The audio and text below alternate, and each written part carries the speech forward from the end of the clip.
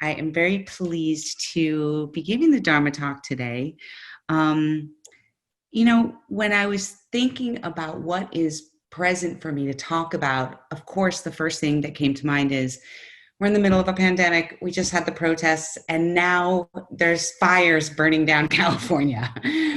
And so I really thought that what felt right to talk about is one, I want to keep it kind of light, and thus the topic, everything I need to know about Zen I learned from my dog. And two, also to share with you guys a little bit about what Zen practice has been to me during this time, and what's been going on in my life since the pandemic. I am going to do that largely through as the theme of the talk is going to be my puppy, and I'm going to dive into kind of two big Zen principles and how they relate to me: the Four Noble Truths and the Eightfold Path. So hopefully it'll be kind of fun, and at the end we can have a discussion about those two. Or if anything comes up along the way, of course, please speak up. Okay, so let's return back to February 2020. This is right before the pandemic has hit, and I, for the first time in my life, decide that hang on, Lori, can I share my screen really quick? I have a couple visuals that'll be entertaining. You might want to help me know how to do that. Yeah, if you click on the bottom, there's a little share screen icon with an arrow next to it. Yes. And if you click on that, you can go to sharing settings. It should pop up a little dialogue. Oh, advanced sharing options. Exactly. And then if you click on, I think there's a radio button that anyone can share. All participants. There you go. All right. There you go. Okay, perfect. Okay, so February 2020. Can you guys see my screen? I can. Okay, this is what happened to me. I, for the first time ever, got a puppy, a little French bulldog puppy. I bought him when he was 3 months old, and I had no idea what I was getting into. I'm sure several of you have had dogs, and I'm sure several of you have had puppies, but holy Moses, I had no idea. I mean, people told me beforehand, Mel, you better be ready. It's a really big thing to have a puppy. No concept of how big of a thing it would be. When you have a puppy, it's like, it is not that dissimilar from having a baby, although I've never had a baby, but I'll tell you this, puppies require nonstop attention, because if you leave your puppy, at least what happened to me is when I left my puppy, he would chew things up or go to the bathroom in the wrong place, or just be sad and lonely, or just cry when I left. And so I got a puppy, then the pandemic hit, and so it kind of exacerbated my experience of being with a puppy. Like now I was with the puppy all the time. Never was there a moment that I was not with the puppy, which was amazing. I'll skip to another picture. Here's another. This is kind of about how small he was when I got him. He was about this big, which was fantastic. But ironically, or maybe not ironically, I remember Ken and I were carpooling on the way back from Yokoji, the beginner's mind session. And he said, what are you going to name your puppy? And I thought, I think I'm going to name him Roshi, right? Which I didn't. I ended up naming him Remy, close, but different. But Roshi would have been the most perfect name for him, because I have never had a greater teacher in my life than this puppy. Man, this dog has put me through the ringer, right? Thank God he's cute. So Remy / Roshi over throughout 2020 has been one of the biggest things in my life. And I would say the two biggest things have been Remy, and then also my Zen practice, which has been running parallel during this time.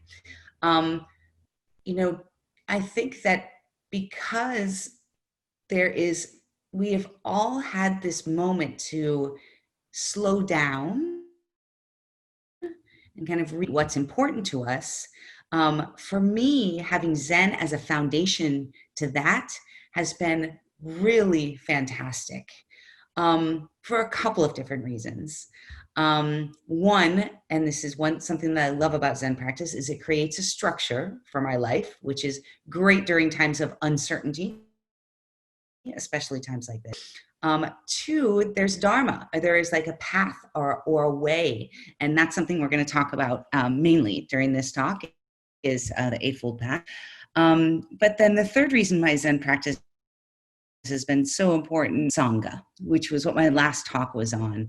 Just having a group of people every week, and we can talk about some of these big things that are coming up for us during the time. So when I first got Remy, it was really intense. Like I felt like I couldn't leave the house without him crying or him going to the bathroom everywhere. I've had a really tough time potty training him. He's still not potty trained yet, and he's 10 months old. I've been told that this is a very stubborn breed, but I know for me, one, it's really frustrating that he's not potty trained. Two, all the things that I make it mean in my head are even harder. I heard a Zen saying before that whenever anything happens, there's two arrows. The first arrow is what happens, right? So what happened was I got this puppy, feel like I can't leave his side. He's not potty trained, right?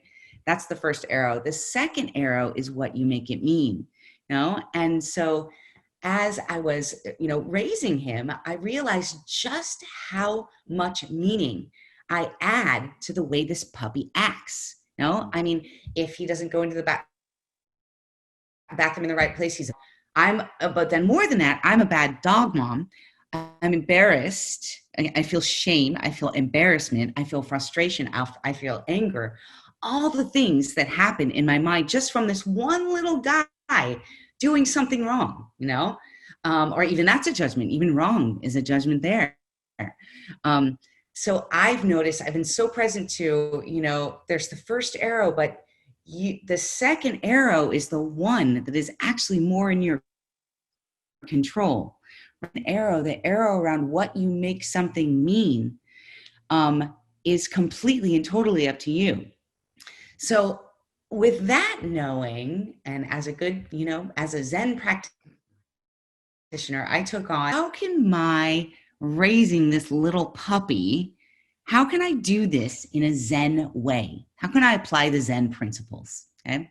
So what I started with is the most basic of all, the kind of foundation of all of Buddhism. And this is not just Zen Buddhism. Oh, looks like it got a little cut off. Hang on. It's not just Buddhism. It is not just Zen Buddhism, of all. Well, I'm going to have to tell you what the first one was, because the first noble truth is cut off, but there are four. So again, the foundation for all Buddhism, not just Zen, is number one, the truth that there is suffering. Right? So when I first read this noble truth that there is suffering, it felt a little weird to me. It felt like, wait a minute, like life isn't all suffering. There's a lot of great stuff that happens in my life. And I don't know if I like that context. It sounds really negative. But then when I started reading about it and learning more in my practice and going through my practice more, I kind of changed the way that I hold it a bit. And I want to read something to you guys that is, I thought, a really good description of the first noble truth, the truth of suffering. The suffering is a fact of life. There are 4 unavoidable physical sufferings: birth, old age, sickness, and death. These are just the unavoidable ones. There are also 3 forms of mental suffering: separation from the people we love, contact with people we dislike or things, and frustrations and desires. Happiness is real and comes in many ways, but happiness does not last forever and does not stop suffering. Buddhists believe that the way to end suffering is to first accept the fact that suffering is actually a fact of life. Now, this description I really love, because it's not saying that suffering is the only thing or that life is all about suffering. It's saying that there is suffering and it exists. And by us first accepting that as a fundamental truth of human experience, then we have the path to freedom. So for me, that started making a lot of sense. And and in terms of my puppy, I would say when it really sunk in that it was going to be hard, right? When it really sunk in, oh my God, what have I done? This is going to be a ride, is when things first started feeling better with Remy. So the second noble truth, the truth of the cause of suffering. So this is another good one too. So I'm gonna read what is here. The way to end suffering in life is to understand what causes it.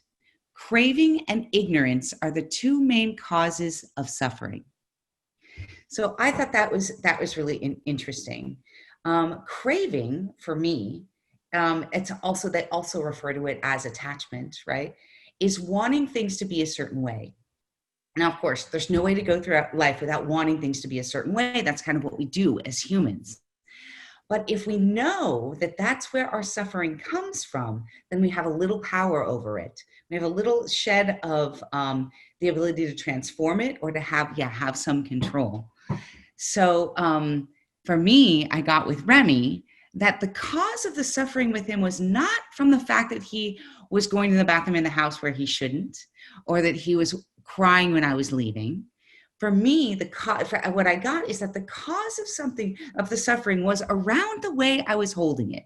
Like if Remy was crying before I was leaving, it wasn't necessarily because he was sad. I mean, I don't really know what his internal experience is. Maybe he's just doing what puppies do. But if I hold that as I'm doing something wrong, then it makes much harder than if I hold it in a context of I am training him how to be a good dog. I'm training him how to be okay on his own. I'm training him to be a good puppy. So understand the cause of suffering is craving and ignorance is the way to describe it here, or not understanding the true nature of things. The third noble truth is the truth of the end of suffering. And that one is very simple. It's just saying that there is a way to stop suffering that exists. There is an escape. And then the final noble truth is the truth of the path. There is truth in the path. Hang on, I realize I'm reading a slightly different thing. The truth of the path leading to the end of suffering. And this is where we get into the Eightfold Path. So I wanted to talk about the Four Noble Truths and the Eightfold Path today because if any of you have done Jukai, which is those of us who are wearing these black rock shoes, you'll remember that we studied the Eightfold Path. That was a big part of our training. In fact, that was the biggest part of our training. And it had been a while since I had actually gone back and looked at that list of stuff. And it wasn't until the puppy, who happens to be sitting over there looking at me, it wasn't until the puppy came along that I actually went back and took a look at that list. The 8 things that are the path or the way of Buddhism.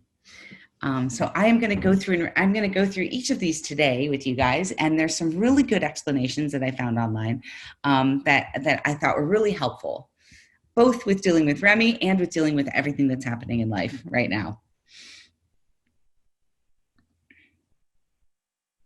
Okay. So I'm actually, so these are this is the Eightfold Path, and they're divided into 3 sections. One is Prajna, or wisdom, just like Prajna Heart Zen Center. 2 is Sila, or ethics. And 3 is Samadhi, or mind. So I found it's really interesting that they've divided them into these different areas of life.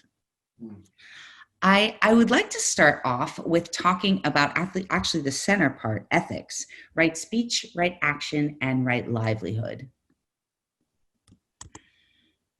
So I found another great article online explaining these in language that I thought really made sense.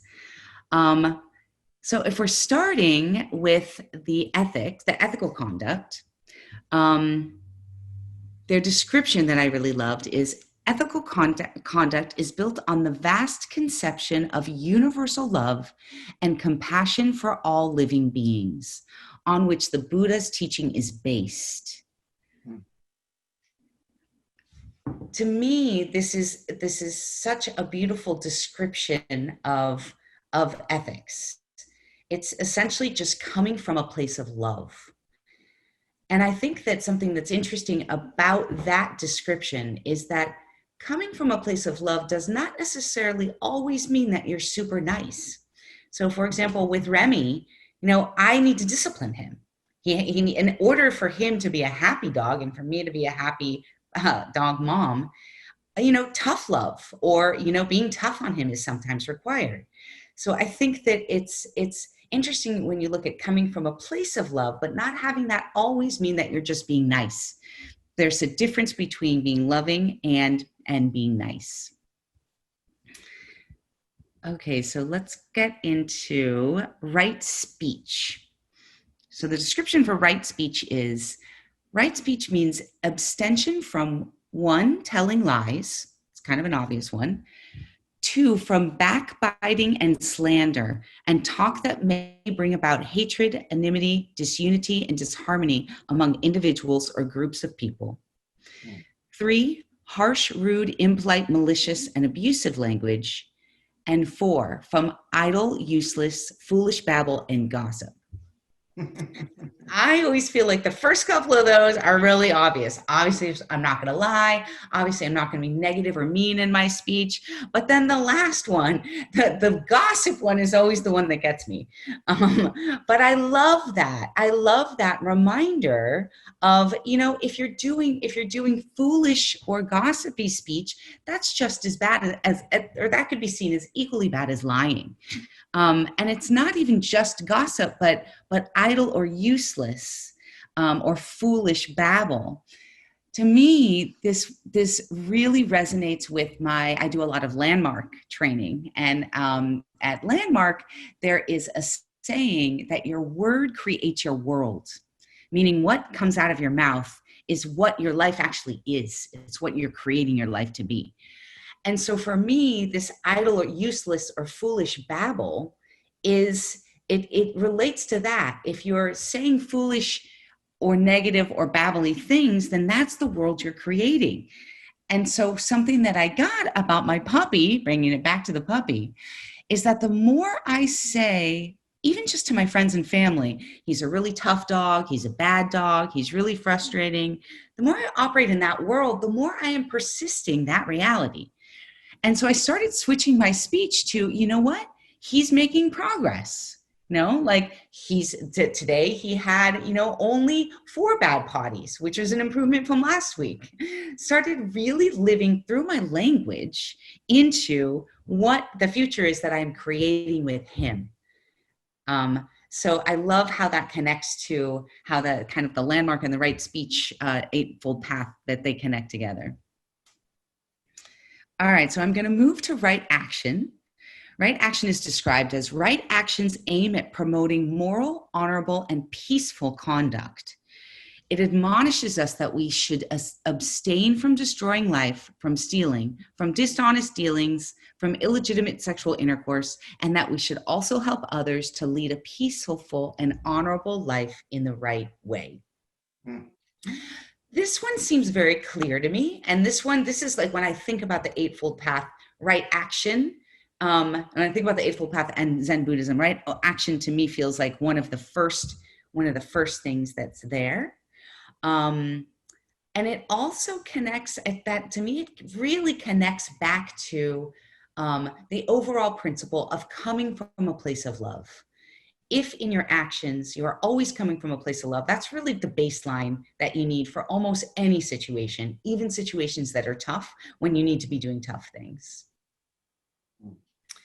And then the third one in this section is right livelihood, which stems, I think that stems directly from right action and right speech. It's around what you are actually doing every day. And here it is specifically talking about your profession, but imagine it could be, anything that you're up to during the day.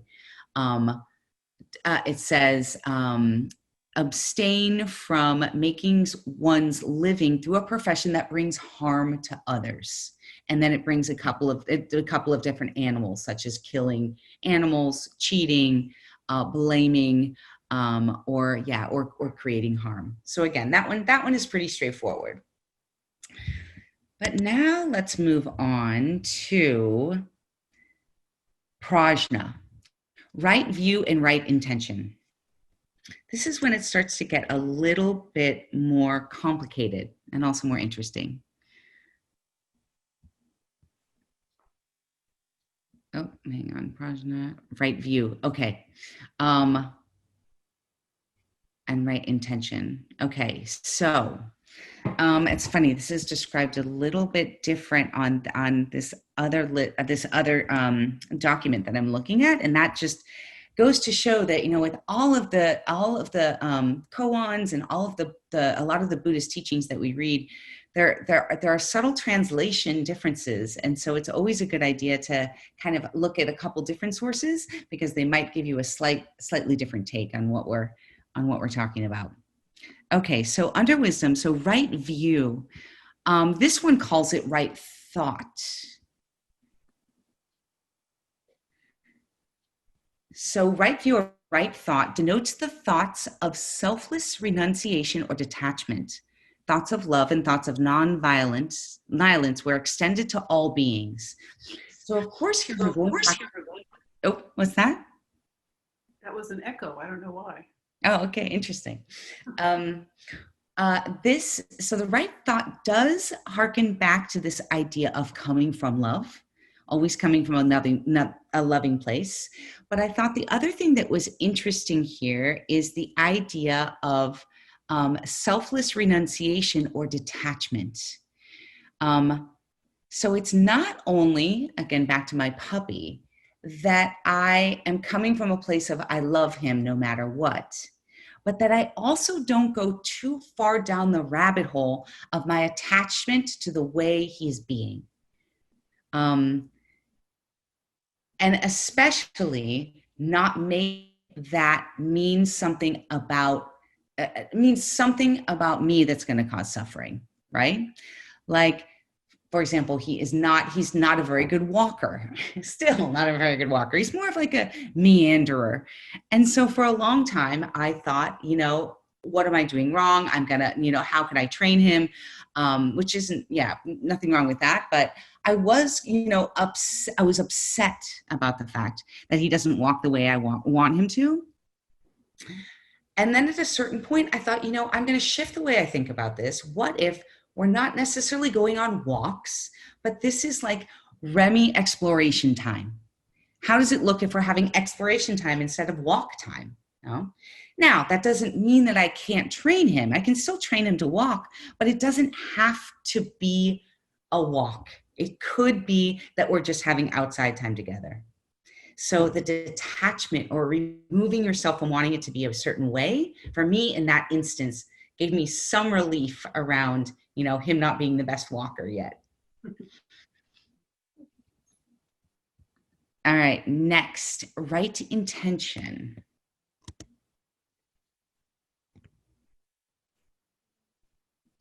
You know, it's funny, on this one, they call it right understanding.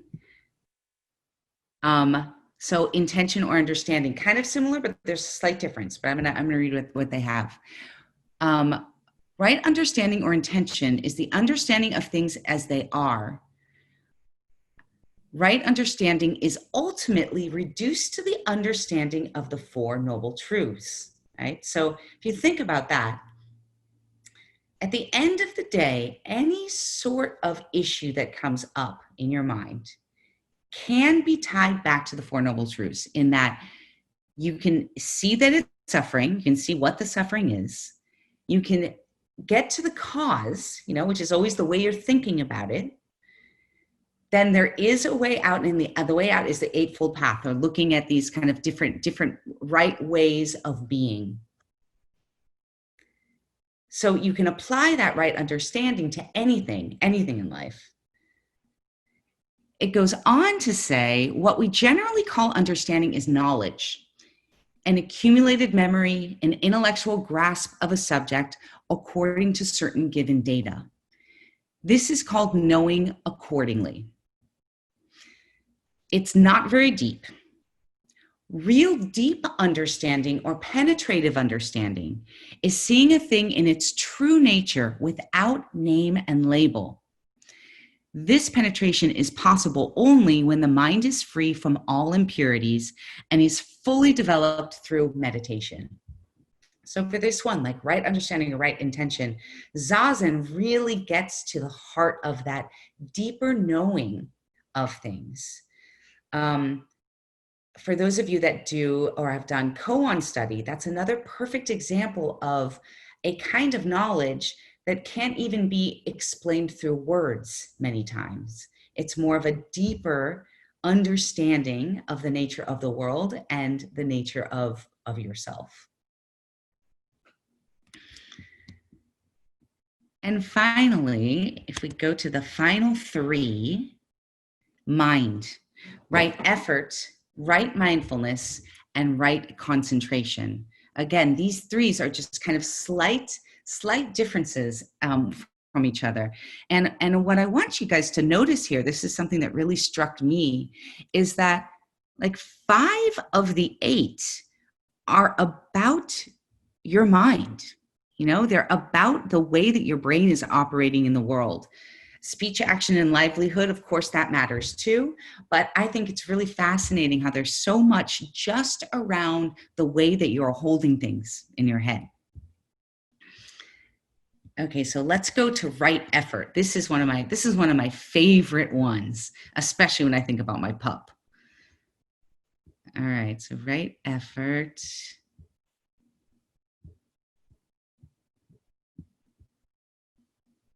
Hang on, sorry. I want to make sure I'm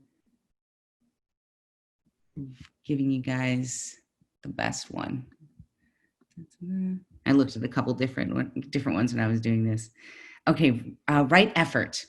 Right effort is the energetic will to, 1, prevent evil and unwholesome states of mind from arising, and 2, to get rid of such evil and unwholesome states that have already arisen.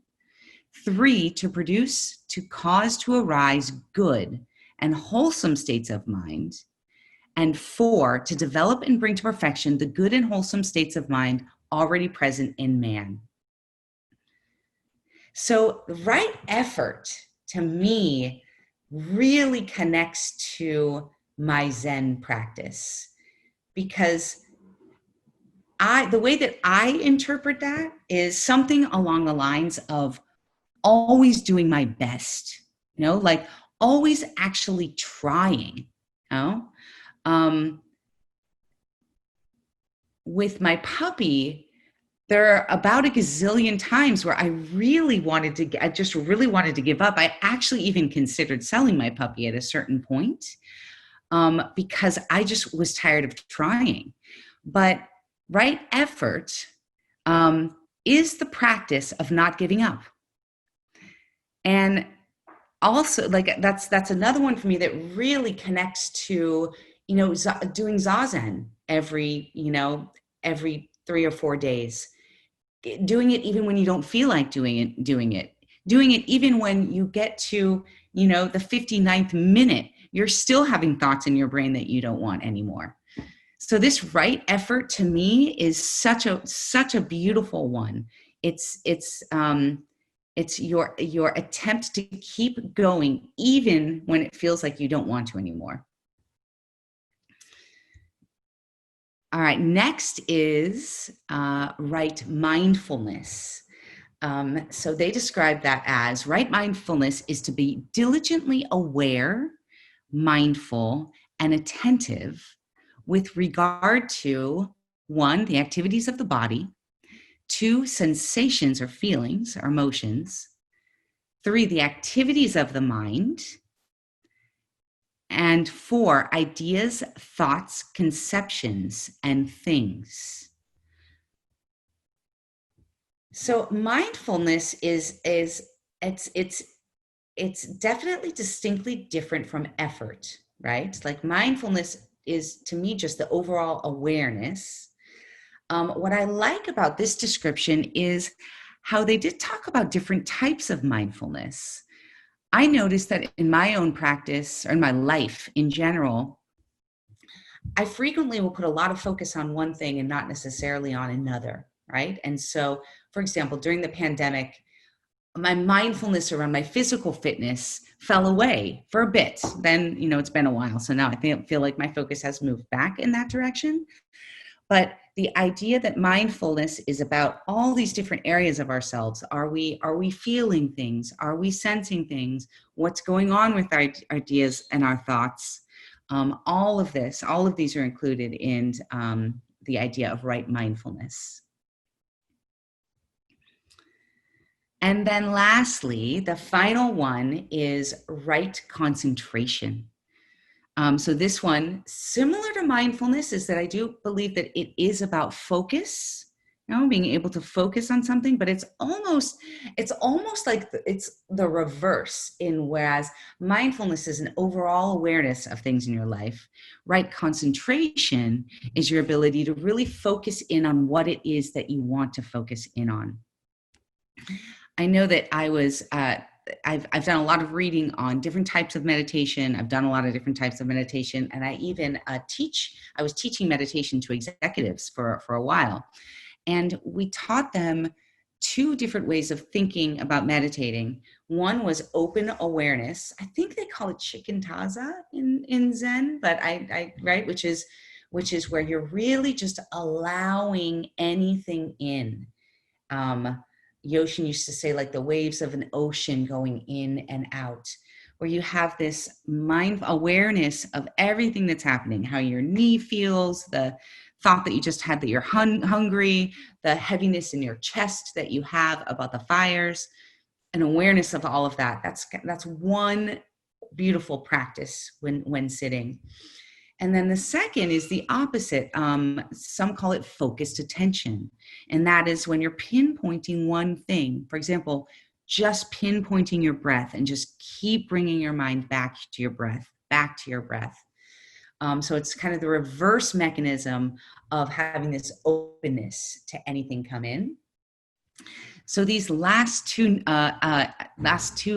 things on the Eightfold Path, right mindfulness and right concentration, to me almost feel like those two, the awareness of things and then the ability to focus in on things.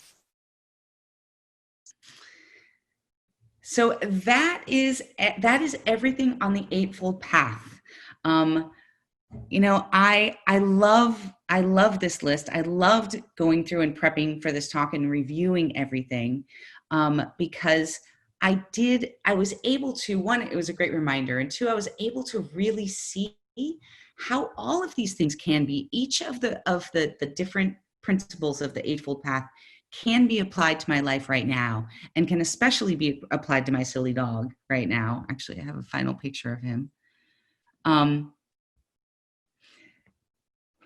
I wanted to end by showing you the crazy picture of Remy upside down. And also I wanted to show you guys this Post-it note that was on the wall of at Yokoji at the last session. And it was something that Master Dogen said, that practice and enlightenment are not two.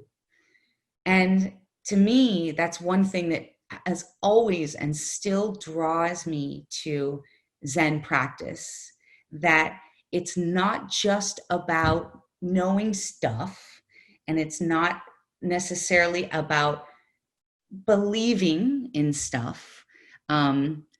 It's about the practice that you do every day. And more beyond just your sitting practice, but the practices that we have in our lives of having an awareness of what our brain is making things mean, and what we're saying about our puppy, and what we're thinking about our puppy. And so to me, this Dogen put it so beautifully, that practice and enlightenment are not two, that what we are doing is the practice of awareness, and the practice of concentration, and the practice of right effort, all of the things. So that's it. That's everything. I would love right now to open it up to anyone who has anything to say. Was there anything in the Eightfold Path that really resonated with you? Anything that was different than you thought? Any sort of puppy stories, any place where these can be applied in your life? I would just like to open it up to the group.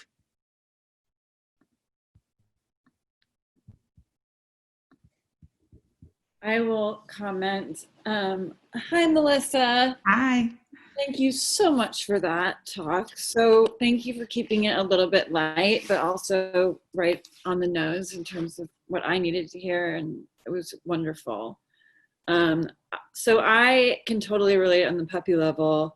I didn't get my dog as a puppy. I got him when he was like 3-ish, and he had a lot of trauma.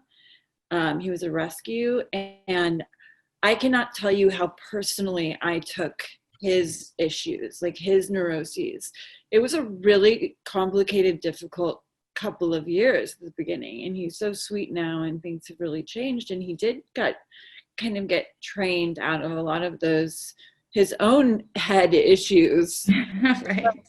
Yeah, but it's been such a tool. So, I mean, such a teaching tool, and learning like, oh my gosh, wow, I'm assigning so much meaning to his moods. I'm making it all about me, and it's all my fault. And how much, anyway, that whole thing just really resonated with me. Totally get it. And it is about reframing things. Yeah. And everything right now in my life has been about reframing things. And it's an invaluable way to go about your day. And still, I can tell by the way, with my dog, I can tell by the way I view his behavior, I can tell what kind of mind frame I'm in. Right. I'm walking down the street, and he's dragging his feet, and he's meandering and not walking with me. And then I get frustrated with that he's not walking with me and that he's walking slow. I realize, like, I'm kind of not on my game. Like, I'm kind of not treating myself very well. I'm kind of pushing myself into this, box in this direction of like, and I need to be gentle with myself and with my animal.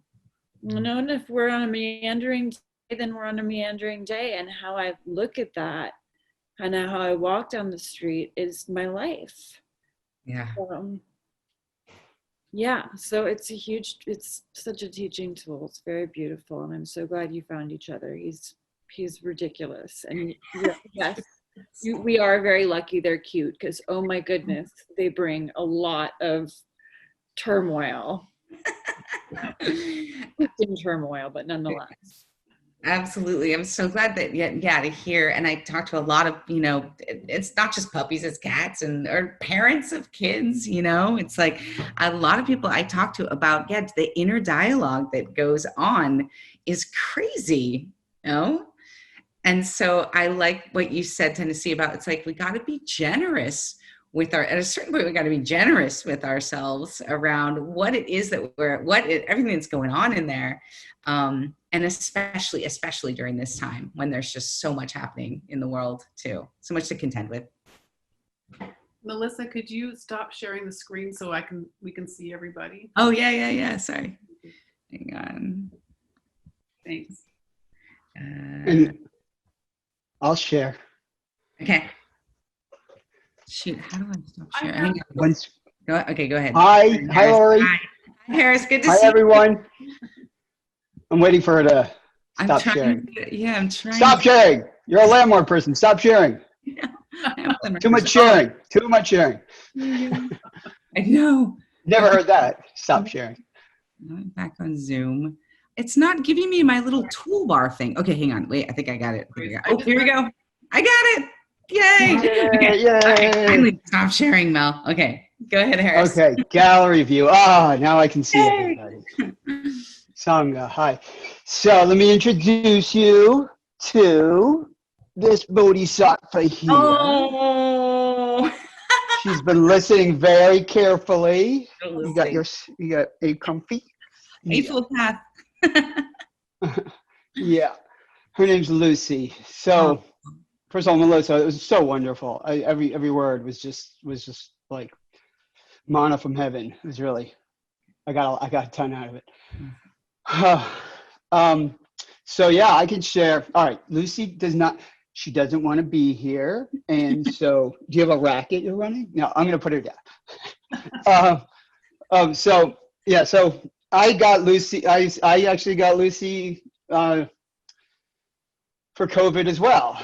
So a friend who's a massage therapist, Melanie, hi. I saw Soko. I was like, I don't know Soko, but Melanie. Oh my God. Breath work. Okay. Reminding me to breathe. Okay. Thank you, Melanie.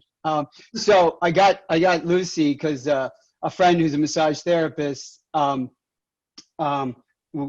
she because she couldn't work and she needed someone to watch her dog.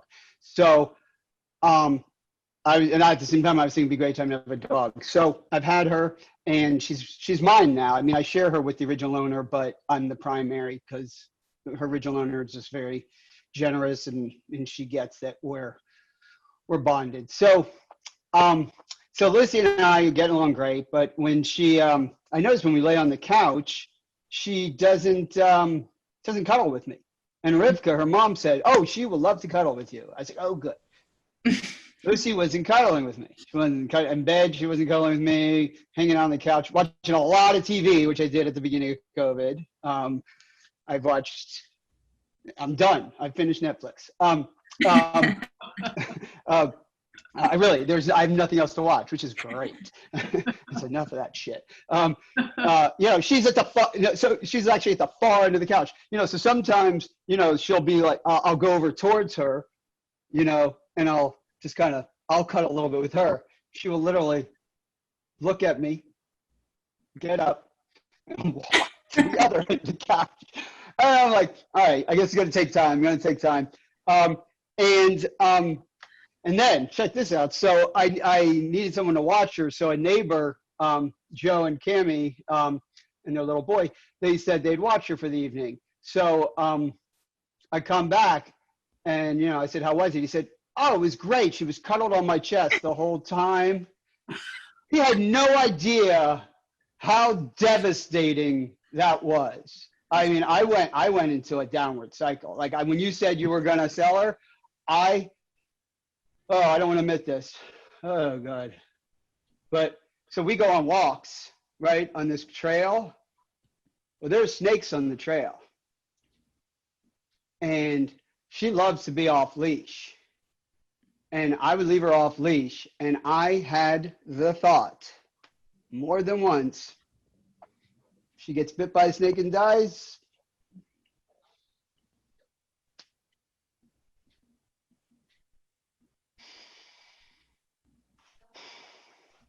And I've asked her to forgive me, and she's a dog, she will, I know, but I got to forgive myself for that one because I can't believe I ever let myself think that.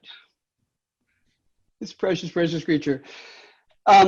So long story short, like a couple of weeks ago, but I was still at the point of, I was like, I think I'm going to need her, give her back.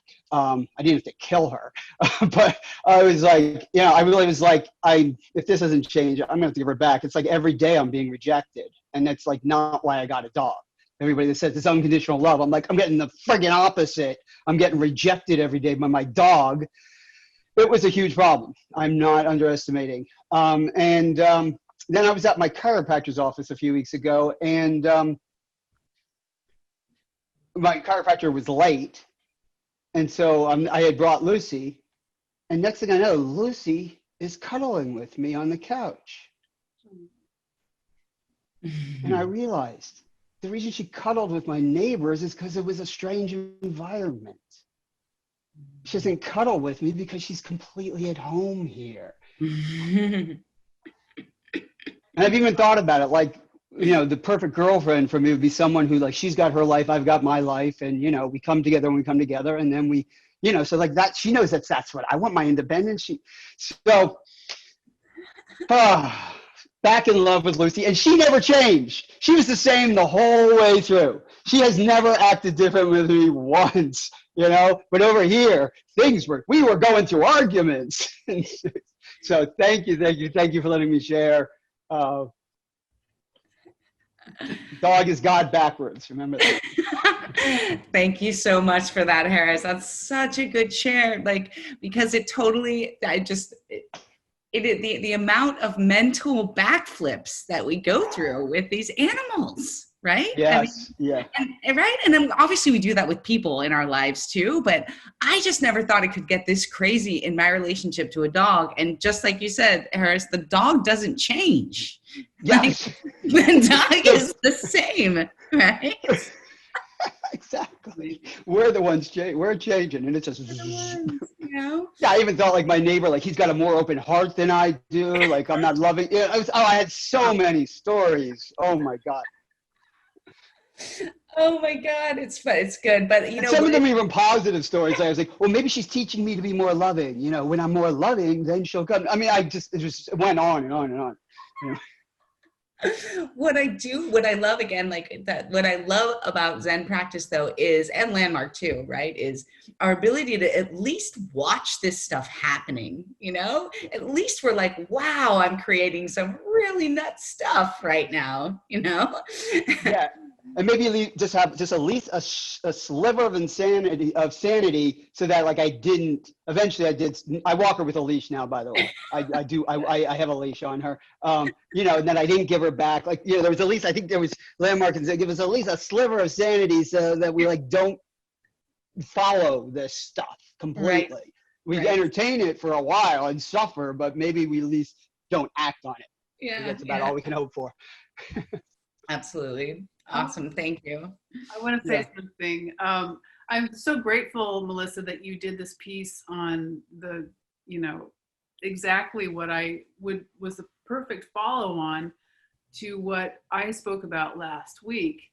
And remember, Dylan was talking about, you know, the whole thing about suffering, and this is a big piece.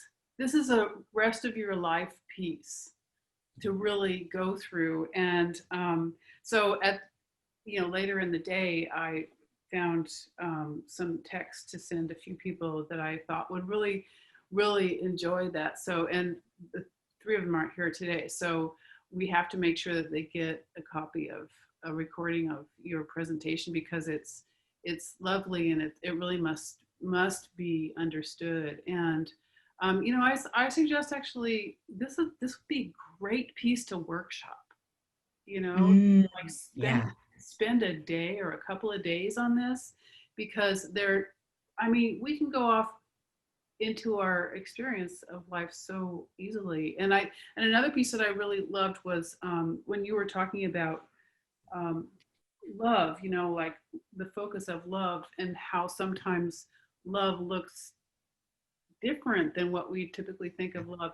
I actually feel like that is compassion. That right there that you're talking about is compassion. I feel like compassion is one of those words that's greatly misunderstood in our society, or in the Western world, or, you know, in the spiritual world a lot.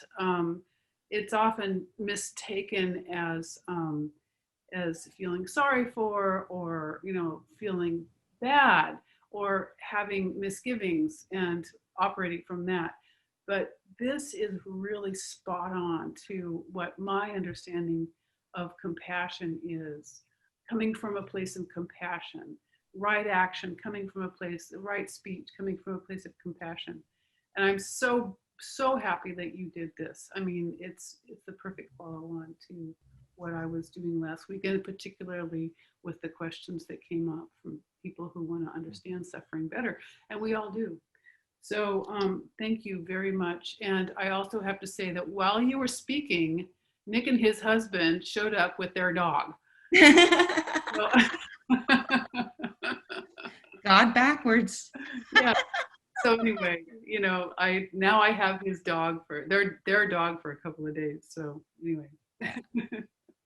Awesome. Well, thank you, Lori. And I think you're right. I mean, the Eightfold Path, I mean, each individual segment could be workshopped, because there's so much nuance in there. Oh, yeah. I mean, in each individual thing. So yeah, it's huge. It's really rich. Thank you. Anyone else? Anyone else? Oh, Chalet, it says that your hand is raised. Yeah. Digital hand. Go for it. Thank you so, kitty. Okay. so much, Melissa. I just love your talk so much. And explaining the Eightfold Path was just so welcomed. Believe me, I just loved it. I loved all of it. And I myself am a serious doggy lover, and I have a little one, Lily, who is a terrier. And what I was thinking about when you were talking about your dog and the potty training and so forth is Lily has exuberant energy, and she has a tendency to get very barky and reactive to things. And it's so easy for me to get like sucked into that. And my energy level starts to rise with hers. And at a certain point, I started to realize, oh, that is not helping anything at all. It's better if I can just like really get calm and not react to her energy. And it really started to help things so much. And working with her, she has like some triggers, skateboards for one, and garbage trucks. She just gets the zoomies and gets really reactive. And as soon as I started to like meet her with calmness and bring that to the table, her energy started to come down as well. And it's funny because in that experience of working with her, learning to work with her better, I apply it to people. And I find myself at this time during the pandemic of needing to use that. And it's become a great tool. And anyway, that was just something that I just wanted to share. I mean, I can go on and on about, dog stories and all of that, but it was just something that kind of related to what you were saying and the training and so forth that I just found so relevant right now in dealing with people. And just feels like anxieties are kind of high for some people right now. And I just find it's important to kind of remember to keep calm and meet them with kindness, if you can. Anyway, that was just one thing I would add to what you were saying, but I just loved your talk. Thank you so much. And I want to delve into this a lot more myself as well. I second the idea of a workshop for some of these points. Thank you. Okay. Thanks. Awesome. Thanks, Shley. And you're right, about applying it to your dog and then applying the being calm to humans, right? Like, it's like they really are training us. They're training us to be humans, right? I might be training him to be a good dog, but he's training me to be a good human. No doubt in my mind. Yeah. Does a dog have Buddha nature? Right. I mean, does a dog have Buddha nature? They do. Woof, woof. They do. That's so good. I didn't even realize that was like the first koan. Didn't even make that connection. Oh my God. Isn't that great? Blind spots. Ken's ready to talk to us. Oh, Ken, go ahead. Good morning, Melissa. Good morning, Sangha. Good morning. What I remember about that drive back off the mountain was that I gained as much in that drive back to LA as I had gained being on the mountain. So for that, I'm grateful. What I still hold against you, Melissa, is that you didn't go with my original name for Remy, which of course was Philippe. But in going back over the little I can remember of that drive back, it was just the car, the conversation was so full of you. I mean, I had not spent that much time around you.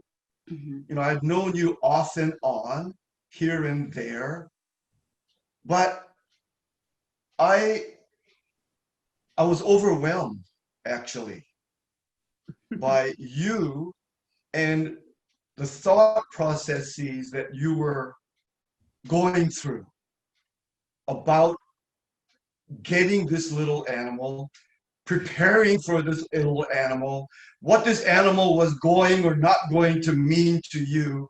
I was just stunned listening to this, because in my world, you just get an animal. and I appreciated more the depth to which you were willing to go and obviously have gone through. In just having the experience of being responsible for another sentient being. So you just showed me in that drive home, in those however many hours,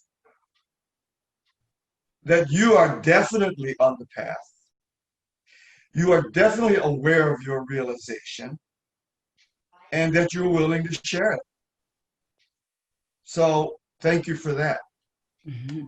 But Philippe, it will always be for me. Thank you for a great talk again. Thank you so much, Ken. And thanks for listening to me in the car too. There is no talking without the listener. So thanks for being there to work through all of it with me on that ride home. I appreciate it. Well, it's 11:03. Marsh has her hand up. Oh, good. Oh, good. Please go ahead. Go ahead, Marsh.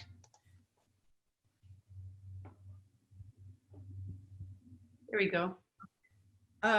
Just one thing. We have a golden doodle, and Art and I take turns walking. He walks in the morning, I walk in the afternoon, and our dog provides us with a lot. But what I wanted to say that had been missing is that at 4 o'clock every day, I play with.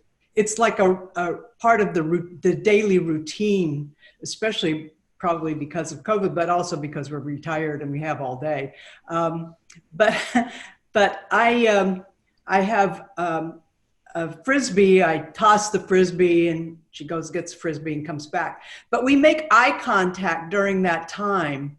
And it's just so rewarding to have this connection. And it's, such a daily thing. And it's just so meaningful to me. So I just wanted to share that part of it, that the playing and the eye contact was just so terrific. Yeah. Oh, we got another one. Marsh says that I was much easier to train.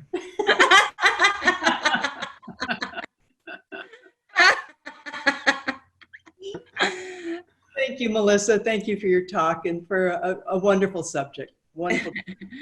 Thanks so much, you guys. Thanks, everybody.